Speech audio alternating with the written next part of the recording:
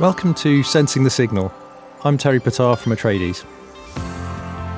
We're exploring the overlap between data, technology and intelligence in our increasingly volatile and complex world, what this means for national security, and how deeper insight can help organisations make better decisions. I've spent the past 20 years helping organisations improve their intelligence capabilities. I'm fascinated by how we understand the world around us. Now I get to talk to some of the leading voices who I've learned from myself. For this episode of Sensing the Signal, we've once again gone out on location, and this time we're at the National Quantum Computing Centre in Oxfordshire. And I'm joined by Michael Cuthbert, Director of the NQCC. Michael, welcome. Thanks. Glad to have you here at the NQCC. Thank welcome. You. Michael, we're in the cryogenic lab here at NQCC. And it's a really interesting facility. We've got some amazing looking machines in front of us. Could you maybe start off by talking us through what we're looking at here and what these machines are and kind of a bit about what each one might do? Yeah. So quantum computing is very different from classical computing. And at this stage in its development, still very early days, we need to control the environment of our computer chip. So in this room around you, what you can see are a whole series of refrigerators. So they are controlling the environment of a vacuum. They're controlling the environment of a very low temperature, about 400 times colder than outer space. Wow. At those temperatures, we can start to screen all the other environmental noise away from those quantum devices. So we have some that are silicon, and we have some that are superconductors. Mm-hmm. So these are typically aluminium and aluminium oxide devices.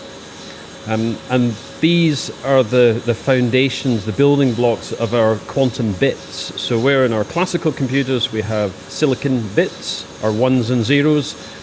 In a quantum computer you have quantum bits, and we make those out of the superconducting, semiconducting devices. We also have other laboratories where we use atoms and ions for optical experiments. And we're controlling those quantum states because we want to create a 1 or a 0 in these quantum environments rather than our classical silicon bits. And the reason though you have to be in those types of refrigerators in kind of these sealed environments is because they are so sensitive to what goes on around them. Is that right? So that's right. So we want to screen out any sense of noise, environmental noise, but also for our superconducting devices. So aluminium itself becomes a superconductor at about 1 Kelvin. So that's minus 272 degrees centigrade. That's 4 times colder than outer space. We want to go much colder again to take it as low down into the superconducting state as possible, hence the very low temperatures. Got it. And in terms of what we're looking at, in terms of these refrigerators, they're all slightly different. They're a good couple of meters high, maybe more than that.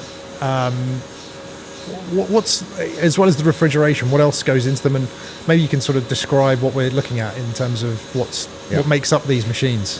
So in the lab, what we're looking at really is the outer vacuum vessel. So this is like a thermos flask. Okay. Of course, we're standing here at room temperature.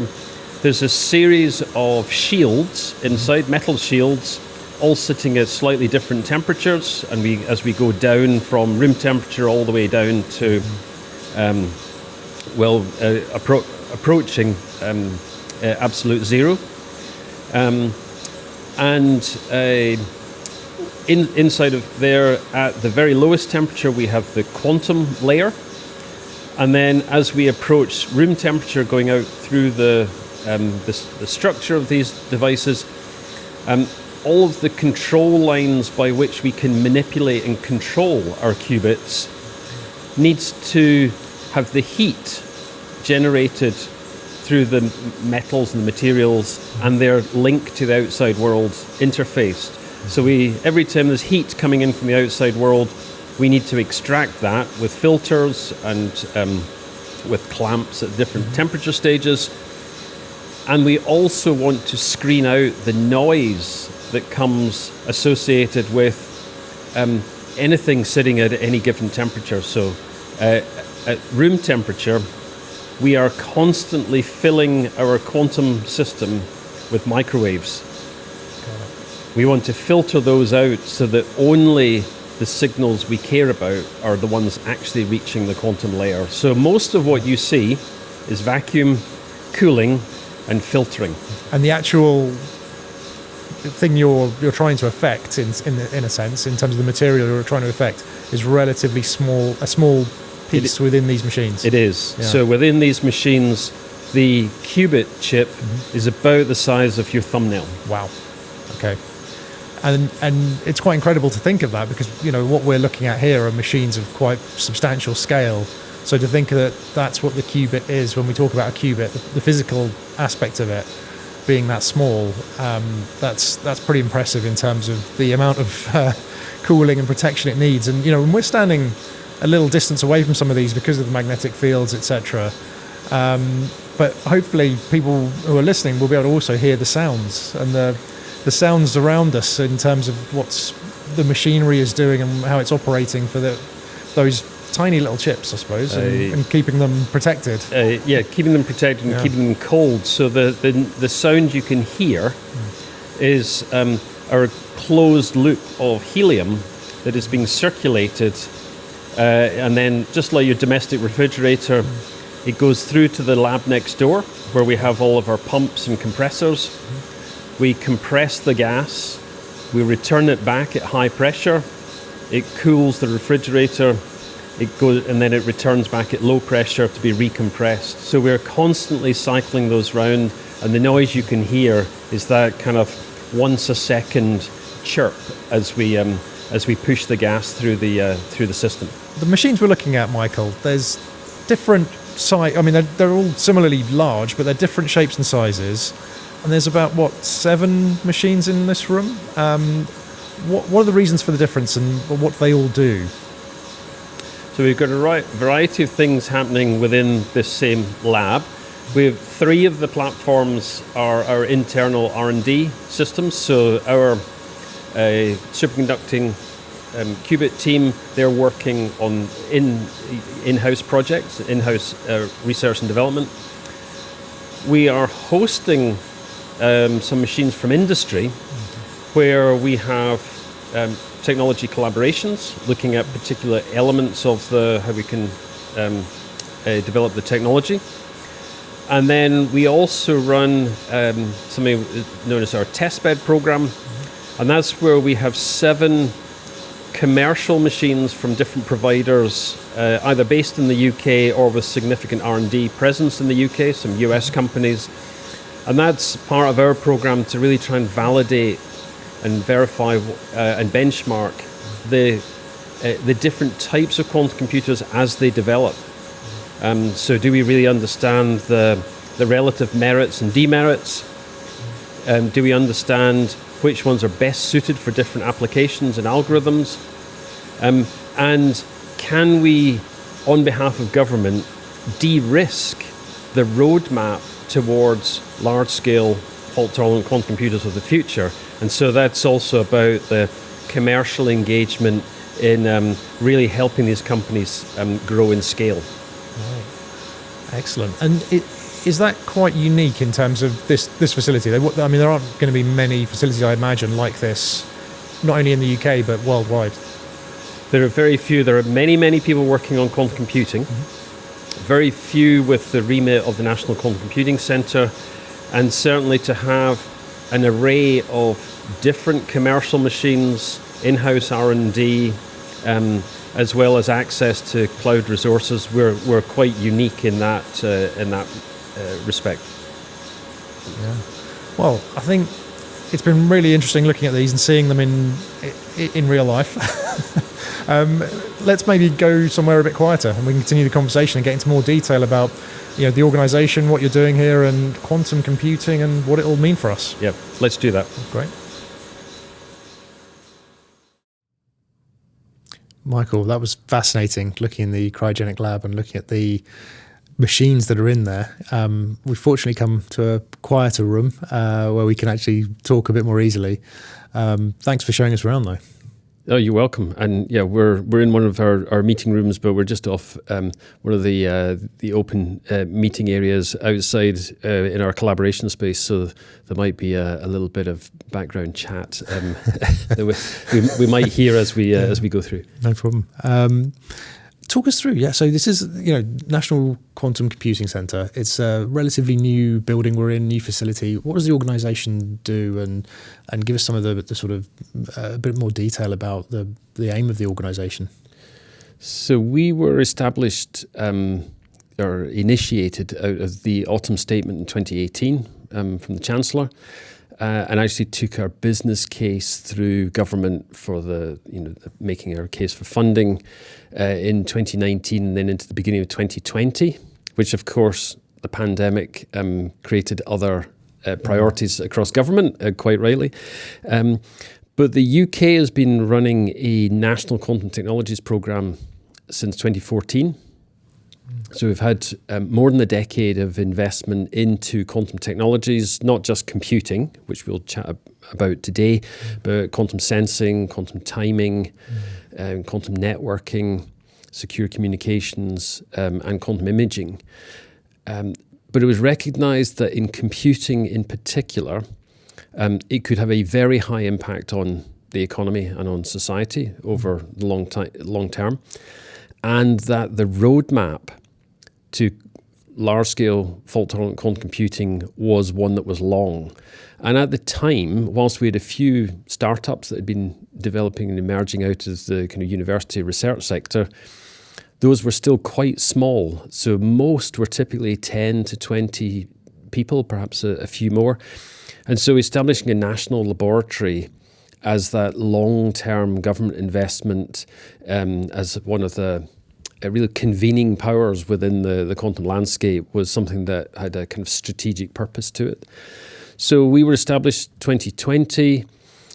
Initially, there were 4 of us on secondment from other organisations. We had a porta cabin with nothing in it, a few desks and a few laptops. Definitely no fridges. To get started, no fridges.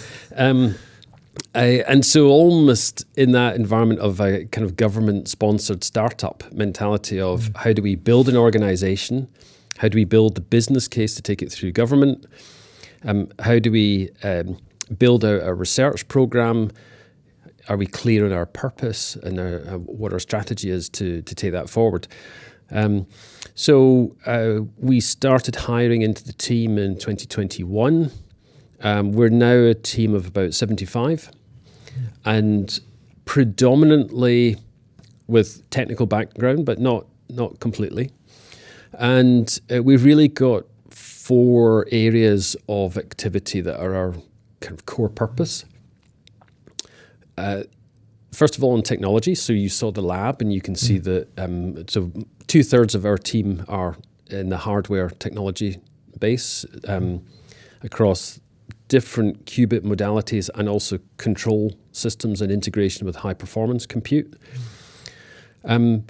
We have a core theme on infrastructure. So yes, building this fantastic new building, but also thinking about all of the equipment, the quantum compute resources that needed to go into this building, all of the networking and the high performance compute that we need to have adjacent to the classical resource, adjacent to the quantum compute resource as this technology scales. We've had a focus on applications. So thinking about if we had a quantum computer tomorrow, what could we do with it? Yeah. So you want to ensure it's not just a theoretical or a science experiment that is very academic. And that team are very much industry facing. Mm-hmm. So who will be the early adopters in industry? We have a whole program. We can chat a bit more about that around what are the early use cases given the scale of a quantum computer today compared to the scale of a quantum computer perhaps in a decade's time. And then the final piece is thinking about skills. So how can we support the pipeline of skills into the quantum ecosystem where we sponsor PhD students, we run hackathons for master's students, we run workshops and meetings, we work with an Australian company, Q-Control, who've designed an online kind of self-directed training course. We work with the University of Bristol, taking their master's course in quantum information and making that available for people in industry who may already be very well qualified. So they're working in telecoms or systems engineering.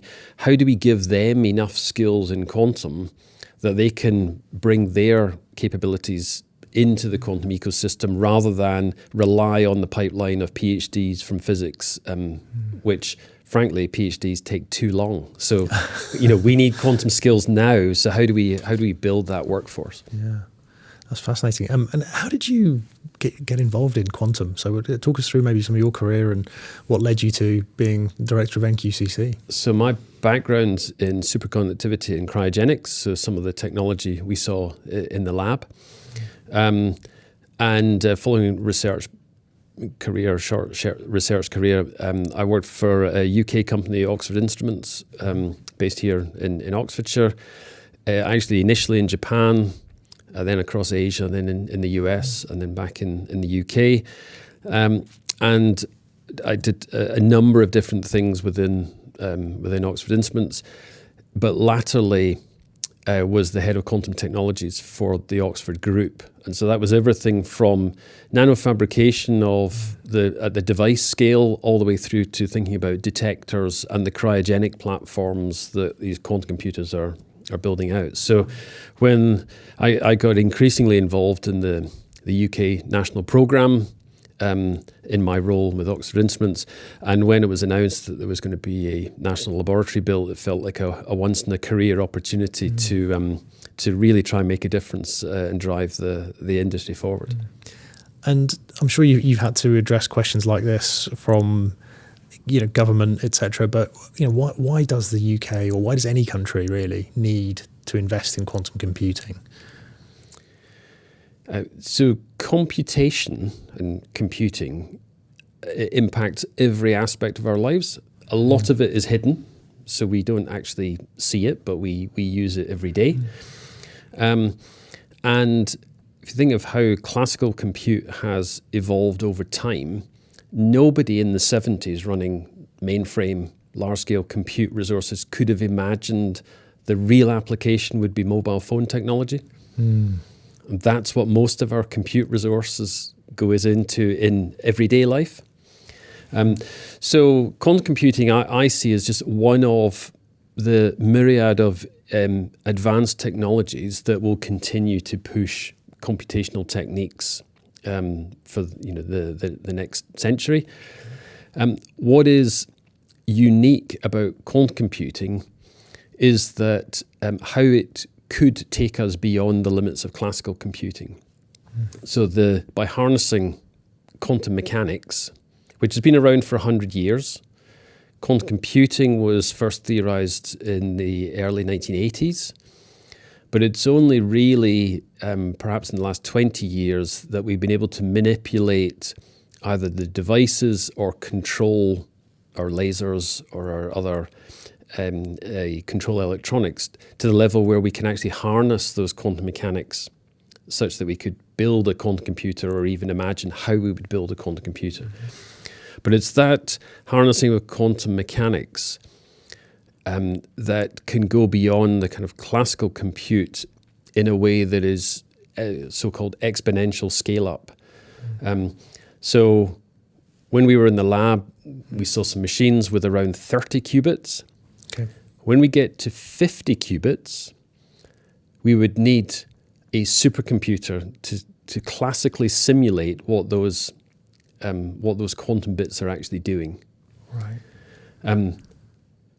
If you get to somewhere around 170 qubits, you would need every atom on Earth to be part of a transistor on your computer to compute what that quantum device was doing. And by 270 qubits, you would need every atom in the visible universe as your computer. Okay. So the power of these quantum bits scales in a way that classically is simply impossible. Right. It's not true to say that all we need is 270 qubits and then we can compute the anything that's happening in the universe. It's more complex than that, and we can talk about scaling and the challenge of that in a moment, perhaps. Yeah, I mean, maybe we can start off with something really basic. So for anyone who's listening to this who's not got any prior knowledge of quantum computing, when we're talking about quantum bits, when we're talking about qubits, what are we actually talking about? What is a qubit? So let's start with a classical bit. So in any of our mobile phones, in our laptops, any computer chip, we manipulate information in ones and zeros. And we send electrical signals to the silicon, and we manipulate it into one or other state that is either a one, as we represent a one or a zero, like a light switch on or off. And in a quantum bit, you can have the light switch on or off, or in combination of the two. And that's where I think you start to lose a lot of people around the kind of, what does quantum mechanics really mean when you can have these this probability distribution or this superposition of these two states? But that's where we get the power of this exponential scale up from, by being able to encode information not just in ones and zeros, but in this superposition of the two. So the qubits are our choice of materials or devices that give us an opportunity to encode information as a one or a zero or the superposition. So silicon has been an unbelievably successful material. We can manipulate silicon to an extraordinary degree where we can create chips with billions of transistors for doing our computation. We're not anywhere close to that scale with qubits yet. And silicon is also an incredibly robust material. So you can run 1 billion operations per second for 1 billion years before you get an error statistically in silicon. Our qubits typically will run for around a millisecond before we see either it's the end of their life, we can only hold them in their quantum state for a short period of time, or we get a statistical error. So part of the challenge is, how do we extend their lifetime? How do we reduce the error rates? Or how do we detect and compensate for those error rates such that we can protect the quantum state in some way? When we were in the lab, we saw superconducting devices and spins in silicon. But there are optical techniques as well of a trapped atoms in a optical lattice, or trapped ions that are manipulated either by lasers or by microwaves. There are also photonic systems, so where we're using light as our qubit. So the fundamental thing is we need to be able to encode these two states, up and down, left and right, on and off. And then we need to be able to couple those together. We need to be able to read out the state, and we need to be able to reset it. So do we have control over it such that we can reset it to a known one or a zero? And then we need to be able to scale them. And that's really where the NQCC comes in thinking about what are the engineering challenges of scaling this technology up. Yeah, I mean, I suppose just from the physical aspects of I suppose the type of materials you're reliant on, or depending on how obviously you're creating the quantum compute, but the size, the physical size and scale is one thing, but then everyone's talking about you need to get to a certain number of qubits, as you mentioned, when you can do certain applications. But it's not just about the number of qubits; it's about, as you mentioned there, improving the error rate, improving the quality of the qubits. So I think there's a few things that all matter in terms of thinking about the architecture. So there is the lifetime of the qubit. You're right, the error rate or the quality of the qubit. And we want that error rate to be driving ever lower.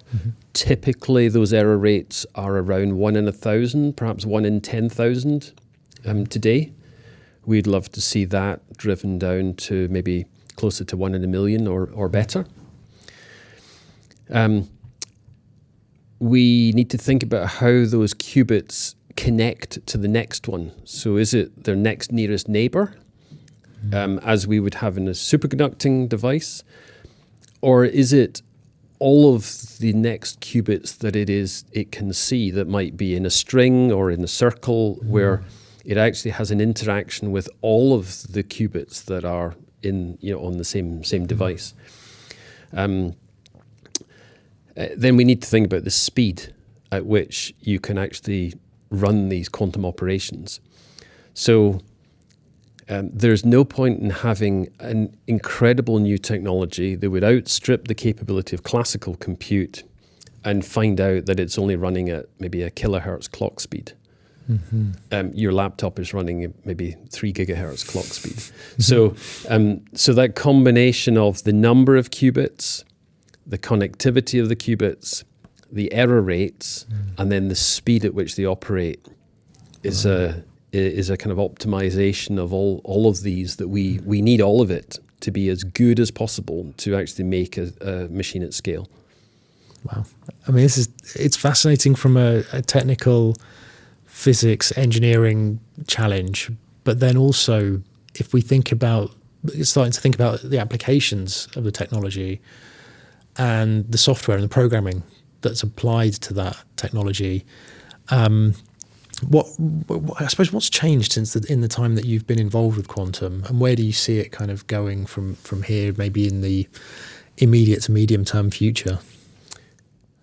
So I think what I saw in the early days, I think, was either a focus on theory and really understanding the nature of quantum information and algorithm design based on a computer that didn't exist in any form at all, to then beginning to harness some of the potential physical manifestations of how you would build hardware. And that was still very much in the physics lab, in the university research environment, with some of the IT majors, large corporates, beginning to explore kind of from a research perspective what was the potential of quantum computing, to early devices really being used either for educational purposes. So do we understand what a quantum computer is, and can we educate people how to think about using them,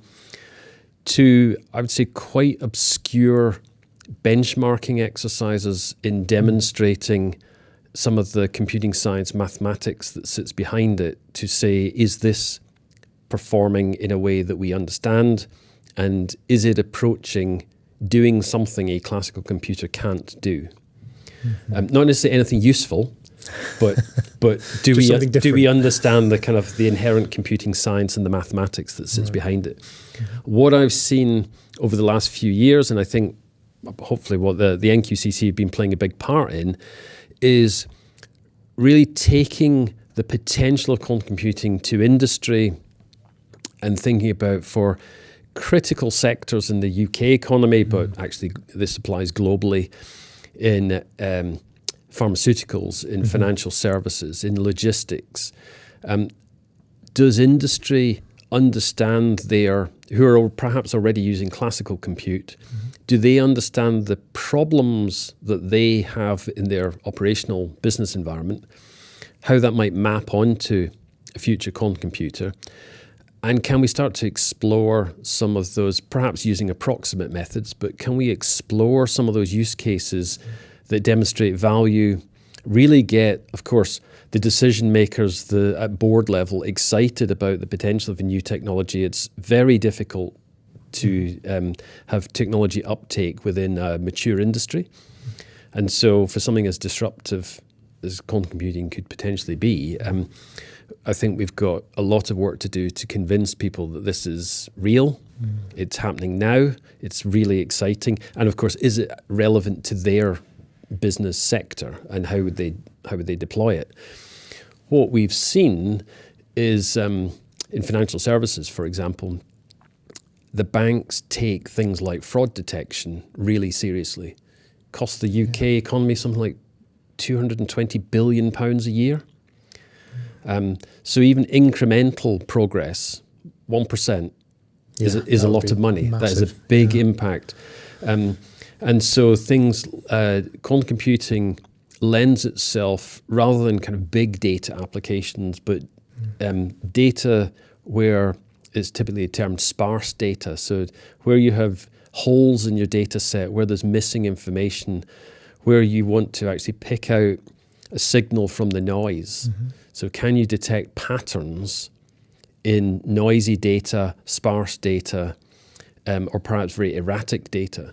And so the banks are beginning to look at how anomaly detection could utilize quantum compute techniques for detecting fraud. The same approach is of interest in healthcare, for example, for early cancer detection. So the same thing, can you spot an anomaly, or can you seed AI as a tool that might provide a greater level of compute power that sits alongside the medical practitioner as a diagnostic tool that enhances the way that we diagnose things like cancer today from MRI scans.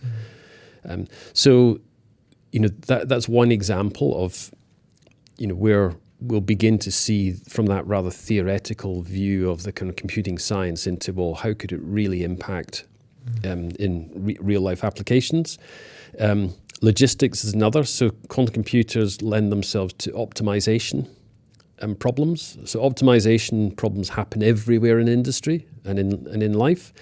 Is a well-known traveling salesperson problem.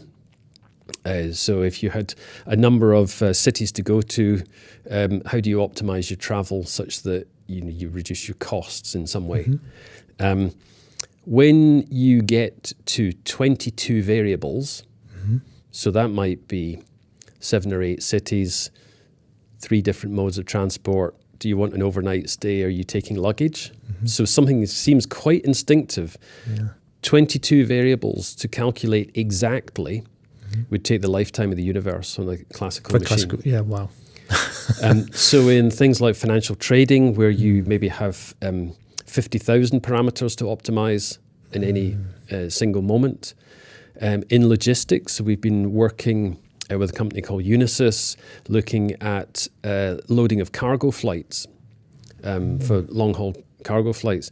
And I find this extraordinary, but if the center of mass on a cargo flight is out by 75 centimeters, a single flight will consume 4,000 kilograms of fuel extra.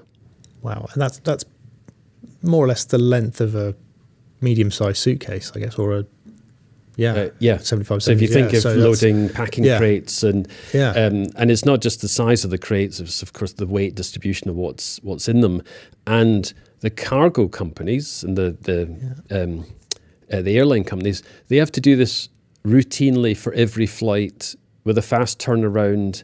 So they can't run a computer batch process overnight. They need to do it depending on what's on the roster, what's being loaded at every airport all the time in a kind of continuous way. So if we can, again, increase the speed, increase the accuracy of the result, there are immediate benefits that could come from that through reduced cost, reduced fuel consumption, and emissions. Yeah, of course. Absolutely. And then the other really interesting problem type, and I think this is probably the one that's nearest term, is in simulation. About 60% of the US National Lab classical compute capability is used to simulate quantum systems. So whether that's chemical reactions, nuclear processes, some other aspect of in physics and chemistry, in biological systems. So if we can actually use a quantum system to simulate a quantum process, we ought to be able to simulate much more complex materials, devices, make breakthroughs in science. And of immediate interest, you think of the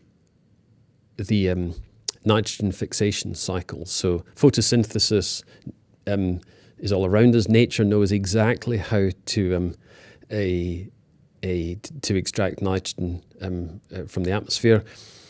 We don't know how that process really works. And yet we expend something like 2% of global energy on producing fertilizer through trying to reverse that process. So there are other impacts, I think, much closer term in exploring chemistry and material science, where quantum computers could become a new tool that would really enhance the field. Yeah, I mean, and some of these applications, I was surprised when I first heard of them. I hadn't realised the fertilizer problem you mentioned, that was such an issue, and that actually quantum computing could play a real role there. And so I imagine there's probably a lot of applications that people haven't even thought of yet that the technology could be applied to once it's up and running and people are starting to use it. Undoubtedly, and I think mapping that onto other changing technologies. So another optimization example is in the energy grid. So if you have 5 or 6 power stations, you can kind of manually adjust the load or the output depending on the load and the demand from the grid.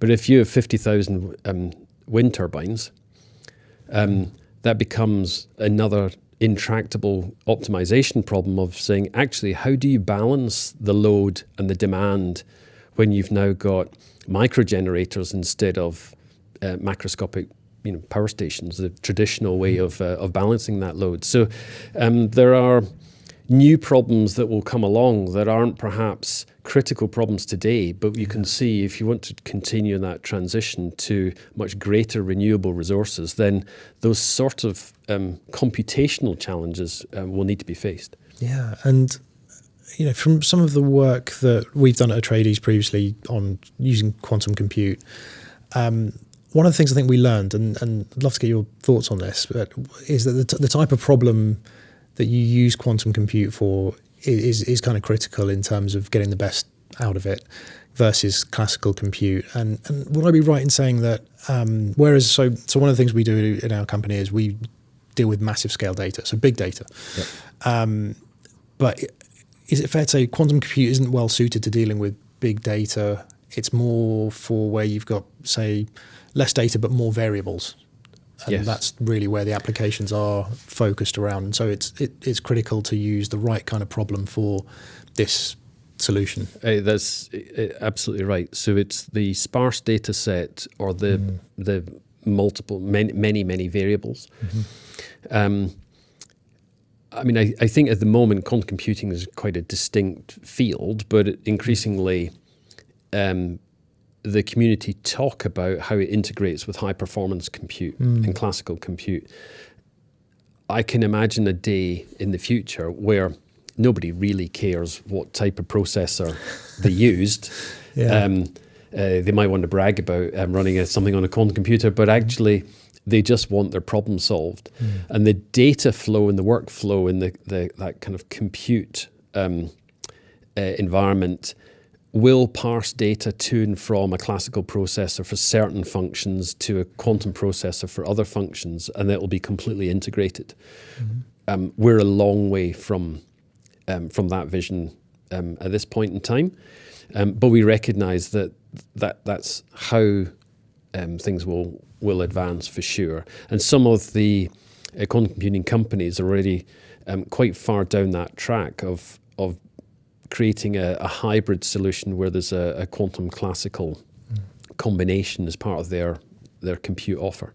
That makes sense. And will that potentially bring it to real world applications faster in terms of the timeline over which you see quantum compute being applied to everyday problems maybe? I think it will.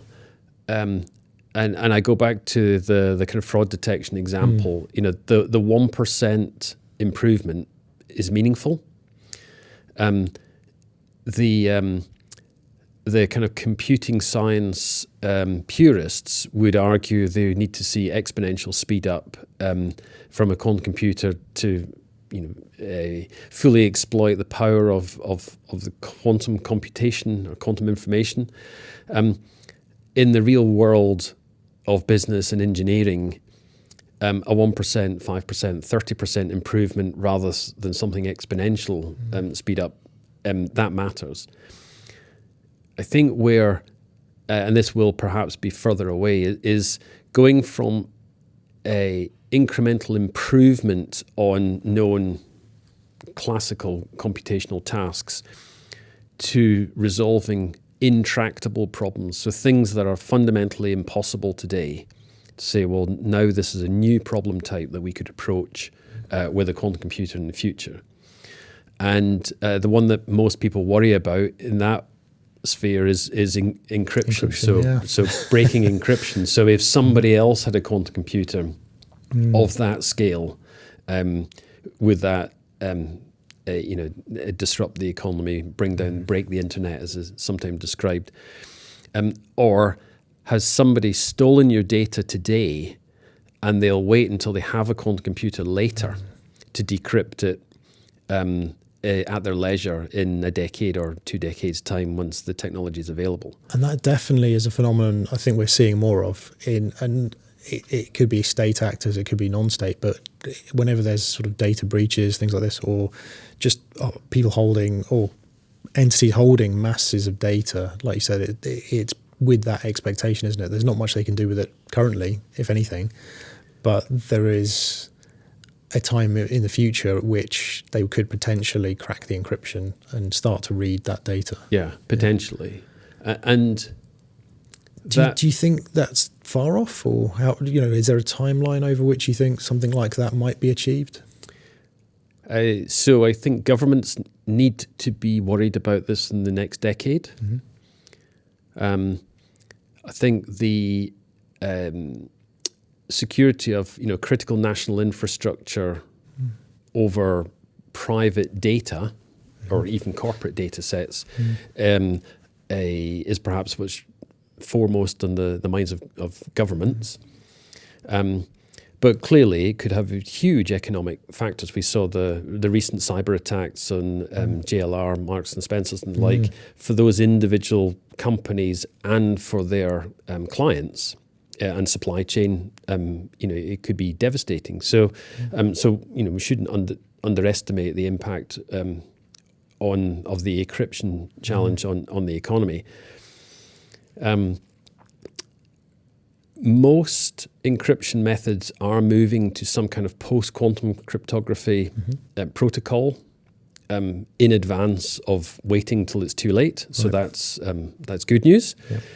But we can't stand still. So we can have verifiable mathematical methods for encryption in the future, but actually we will need to be constantly challenging those with quantum computers as they develop to satisfy ourselves that they remain secure and that a quantum protocol or a new algorithm doesn't actually break those protocols in the future. So I would imagine it won't be a single event of moving to a post-quantum cryptography.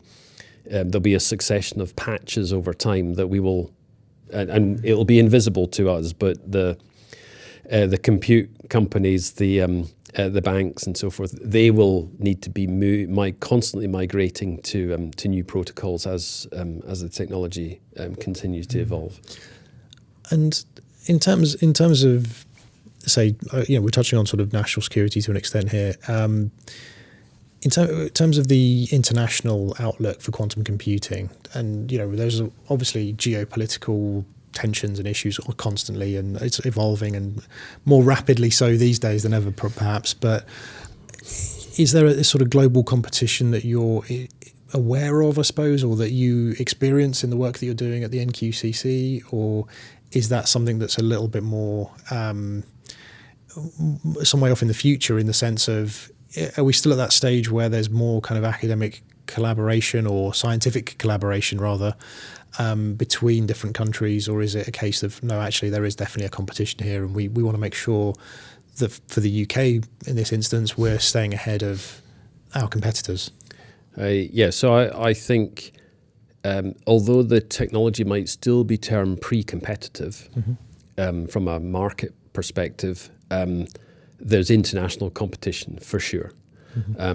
So there are already regulatory protections in place in Europe, in the UK, as the National Security Investment Act, from the US, other countries.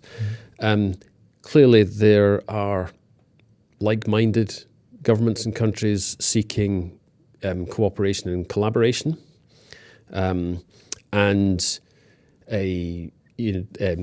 the UK government through UKRI and Innovate UK runs international competitions, for example. So we have one running at the moment where we are seeking to make, in collaboration with Google, to make the Google Willow device in California accessible to a UK research group to pursue some novel research. So there's a number of those type of collaborations.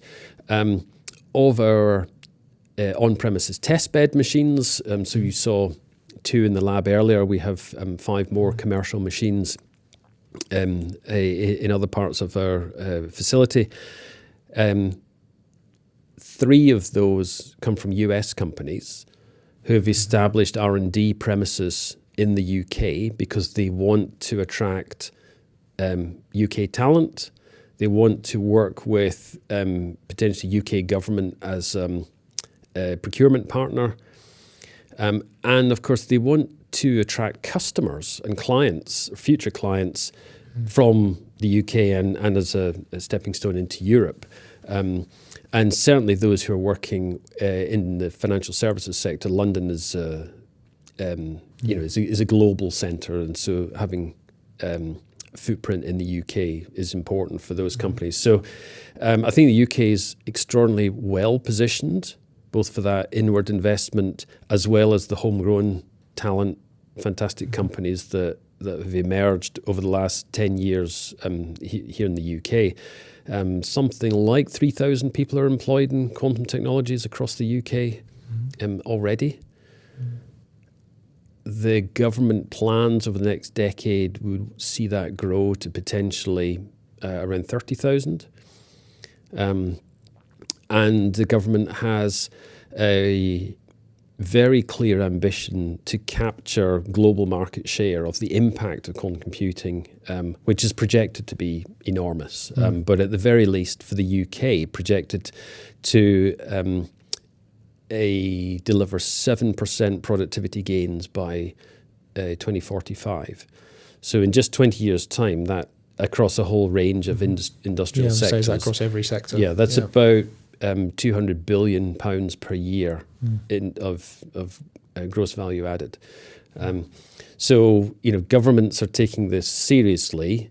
Of course, there's competition, but I think there's also recognition that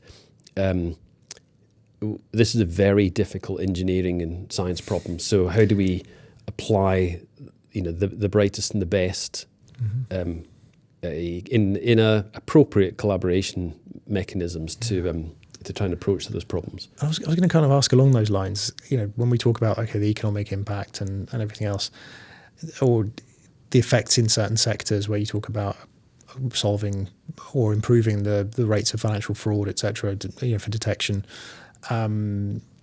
How does it look in practice? Is every bank going to need its own quantum computer, or what are we talking about when we talk about applying quantum compute to a problem like that? Yeah, so I think that's a really interesting question because I don't think anybody knows the answer to that right now. I suspect 15 years ago, the expectation would have been every bank would have had a quantum computer in its basement. Connected with some kind of quantum entangled network. It's not so clear that that's now the case. Because if these machines are going to scale in the way I described earlier with 10 million qubits, 100 million qubits, a machine with energy consumption similar to a data center, perhaps the infrastructure to run a large-scale fault-tolerant quantum computer the size of 2 or 3 football pitches, that's not going to fit in the basement of your bank. And if it's on the scale of cost of a kind of, let's say, exascale supercomputer, are the banks individually going to put £1 billion into their own machine? Almost certainly not. So that's where the kind of cloud, like the cloud resources network and shared platforms starts to look more likely. So it'll be more like how we use data centers these days. Yes, I think that's the likely picture at this point. Of course, the technology could evolve, could change. I think there's an interesting question for me, which is that sounds reasonable when you use a quantum computer as part of a computational task in a pharmaceutical workflow, even a healthcare workflow. But if you're a bank and you're doing fraud detection, presumably you want that running 24/7.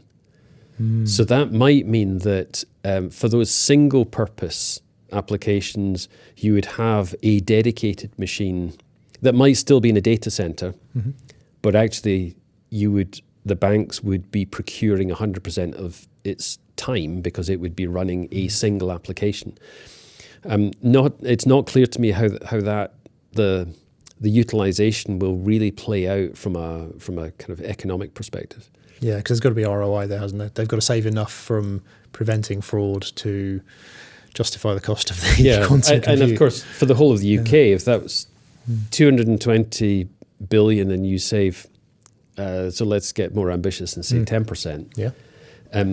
20 billion a year, you could buy a lot of quantum compute resource for that. So, right. But it will be about where are the trade-offs and what is the kind of necessary associated compute resource and networking to actually deliver that sort of capability. So thinking about that international aspect of quantum computing, to what extent do you feel that, for the NQCC and from your perspective here, that you're part of that global competition where it comes to sort of more national security related purposes or aims for quantum compute? Is that sort of driving part of what the UK government is looking to do with quantum compute and specifically through NQCC?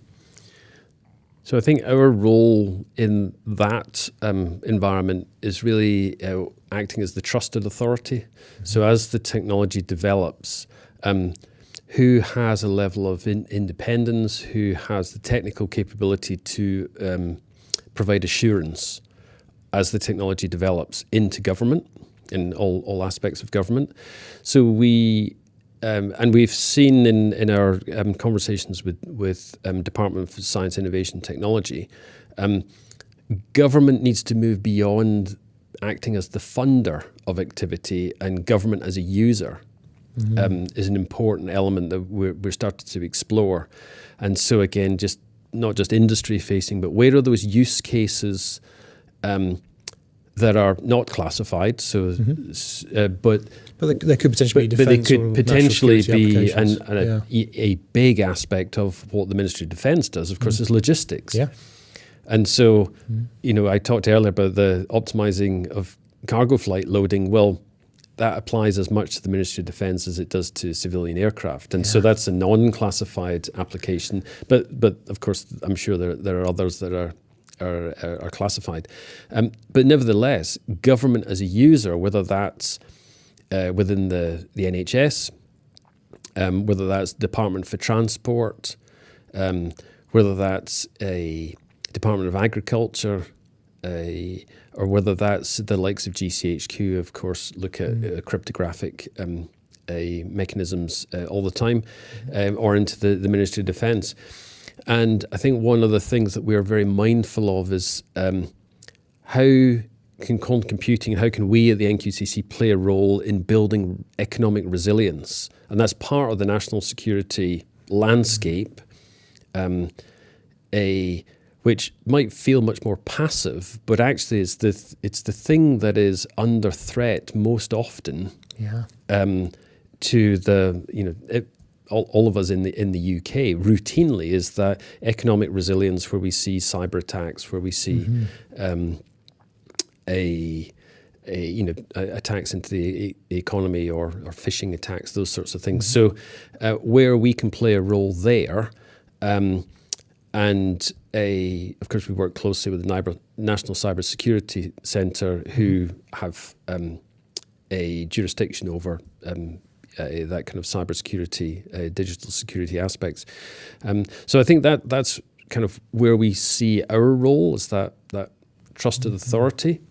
The other thing that we're doing in supporting government as a user is making some of our quantum compute resources accessible to government users. So can we do some of those exploratory R&D pieces of work projects to examine in the Department of Transport, where might there be a problem type in the Met Office? Where is the problem type that actually a quantum computer could lend itself to now and in the future with larger scale machines? Yeah, and it's really interesting thinking about the sort of transport problem as well that you mentioned, and the application for defence, because I mean I forget the actual stat, but the US military, for example, uses so much fuel, and it's one of their biggest costs.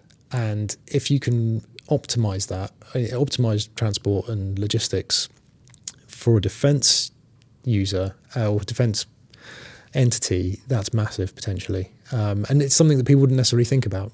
And yet, because it's not necessarily going to be obvious, but that's one of the huge benefits I think that we could see in defence and national security, which is sort of an adjacent application in some ways, but it also touches on another type of quantum technology. When we talk about quantum computing, we're not necessarily talking about things that other people might have heard of from quantum sensing, for example. So, for defence planners these days, GPS is becoming more of a challenge in terms of navigation. We're seeing more and more GPS-denied environments, and there is a lot of work going on to develop quantum sensors for navigation, etc., using quantum clock technology. Maybe you could touch on that. I know it's not quite quantum computing we've been talking about, but there seems to be a natural linkage there. Well, there definitely is, and there's linkage, of course, in the fundamentals of the science, but actually also in the supply chain. So many of the supply chain and the components that we use in building out quantum computers are used in quantum sensing, quantum imaging, quantum networking applications as well. So there's some overlap there. But certainly GPS denial has become a bigger problem in Europe and has been spreading west since the war in Ukraine has been running. I was at a conference fairly recently where it was described that now over 70% of commercial pilots have reported GPS denial on commercial routes. So even though those flights have been rerouted away from Ukraine, they're not going over Russian airspace, they're still seeing GPS denial in a wider and wider area across Poland, into the Nordics, to the south, Hungary, and down towards Turkey. So it's a very real challenge, and where new technologies provide either hold over time, so we're not reliant on that constant GPS signal to give us our positioning, then quantum technologies give us some resources there, or whether it's around position and navigation techniques where quantum sensing can enhance the tools that we have now, whether permanently or just as a resource that's there as a backup when we need it. There's a number of ways that'll be implemented, and indeed there's a thriving community working on sensing technologies as much as there are in the compute space. quantum computing tends to grab all the headlines, but there's some extraordinary technology being developed in sensing and imaging as well. There's a really nice imaging one in healthcare, where if you have photons that are paired in some way, you create a pair, and that you change the wavelength of one of the photons from, say, red light to green light. You can use the red photon to image breast tissue, for example, whilst the green photon goes to the detector. Now, ordinarily, it's very difficult to image red photons or in the infrared because our bodies are emitting infrared, and so it creates a lot of noise. And infrared detectors are very expensive. The camera in your iPhone is very good at green light. And so by having coupled pairs or entangled pairs, using quantum physics, you can image at one wavelength and detect at the other wavelength and start to see beyond the noise, again, to see where there's signal in the noise. So there's some really cool techniques in sensing and imaging that go far beyond just what we've been talking about today in computing. And will different types of quantum computers be used for different purposes? We talked about the different types you've got here. Will they all have different capabilities and therefore be used for different problems in specific sectors? So again, not entirely clear.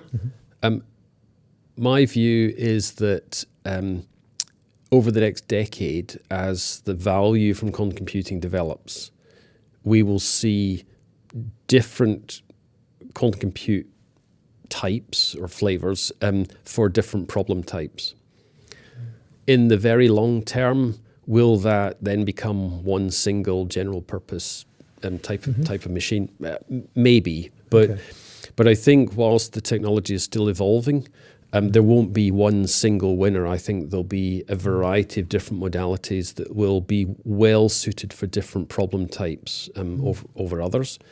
And that's where I think the UK is in a strong position, having a kind of portfolio approach. Of course, we can't spread the funding ever more thinly, but we have skills and capabilities and startups and research expertise across the whole of all of those modalities, rather than having had to pick one and go with that and hope that that's the one that wins out.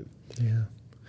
Michael, this has been fascinating. I've learnt a lot, and it's been amazing to look around and see some of the machinery and hardware that's involved and some of the infrastructure that you really need to make quantum computing happen, and to also think about where this goes in the future and how we will be affected by this, day to day, which I think probably is still a very far off thought for most people. But the actual work and the expertise that's being applied to the problems that you've talked about is happening now. And that's really great to learn about and to think about how this might affect us further down the line. So yeah, it's been really great. Thanks for your time, and thanks for showing us around. Oh, you're welcome. Glad to be able to host you and show you some of the things that we're working on, and incredibly exciting technology. And I think how it links to all the other kind of the digital infrastructure we have in the UK is a big challenge ahead, not just the quantum piece. Brilliant. We cover a wide variety of topics on this podcast, and we sometimes struggle to find notes of optimism within some of the subjects we talk about. But I've really come away with a sense of feeling optimistic and excited about the future after this conversation with Michael. There's something really historic happening at the National Quantum Computing Centre, and it's strange to say that because it is a very new building, we're in an entirely new facility, even though it's across the road from the original site of the first supercomputer in the UK, I believe. But the sense of history comes from the fact that we are looking into an area where there's so much that is yet to be discovered and so much that's unknown, yet we know that the impact it could have will be massive across so many sectors. And we talked about the financial sector, we mentioned pharmaceuticals, and for defence and national security, even if it's in things like transport and logistics in the first instance, there will be a potential massive impact there. not to mention cryptography, which we discussed as well. So I'm really looking forward to finding out more about quantum, tracking what's happening in quantum computing, and seeing how it applies to everyday life as we go forward over the coming years, and just seeing what develops from the NQCC and other parts of this exciting sector. Sensing the Signal is brought to you by Atreides, the behavioural analytics company. If you enjoyed this conversation, you can find out more about what we do at atreides.io.